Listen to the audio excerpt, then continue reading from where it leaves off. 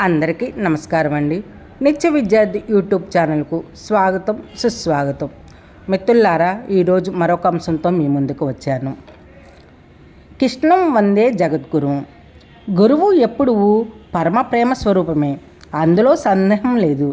ఎల్లప్పుడూ శిష్యుని అభ్యున్నతిని కోరుతాడు గురువు, అందులో సందేహం లేదు.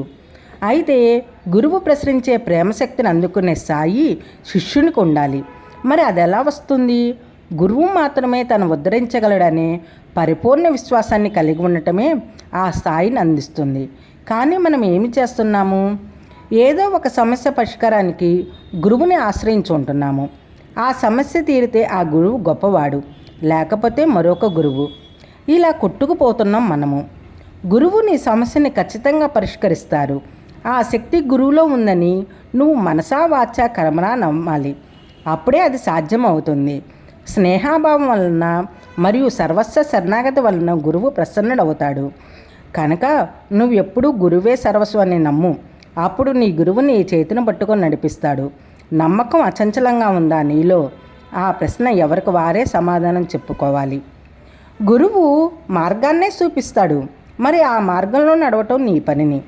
గురువు జ్ఞానాన్ని అందిస్తాడు, మరి ఆ జ్ఞానాన్ని జీవితంలో భాగం చేసుకోవటం నీ పని. గురువు ప్రేమని ప్రసరిస్తాడు, మరి ఆ ప్రేమని నీలో నింపుకోవటం నీ పని. గురువు దగ్గరికి వెళ్ళేటప్పుడు నీ బుద్ధిని, నీ తెలివితేటని పక్కన పెట్టి వెళ్ళాలి. గురువుతో వాదన పనికిరాదు. గురువు చెప్పే మాటలు చెవులతో కాదు, మనసుతో వినాలి.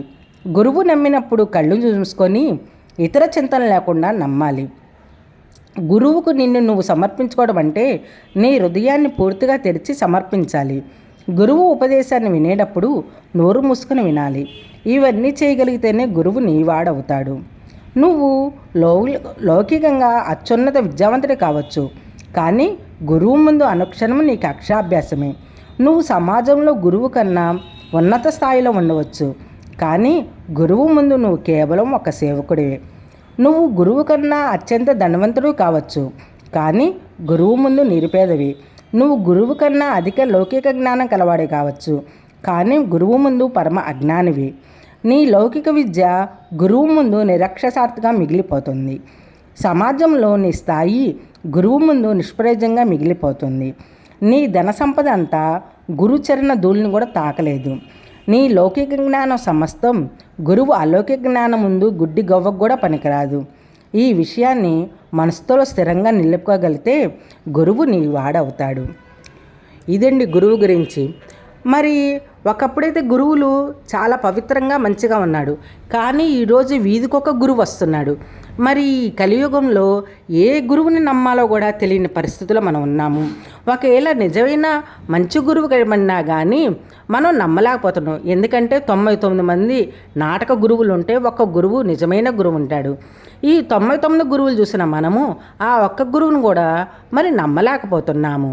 అందుకనే మిత్రులారా, అందరూ చెప్పేది వినండి.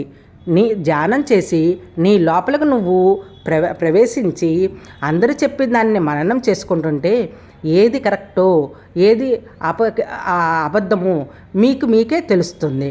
మరి దానికి అట్లా తెలియాలంటే మనం ధ్యాన సాధన చేయాల్సిందే. ఎప్పుడైతే ధ్యాన సాధన చేస్తామో మనకి ధైర్యం వస్తుంది ముందు.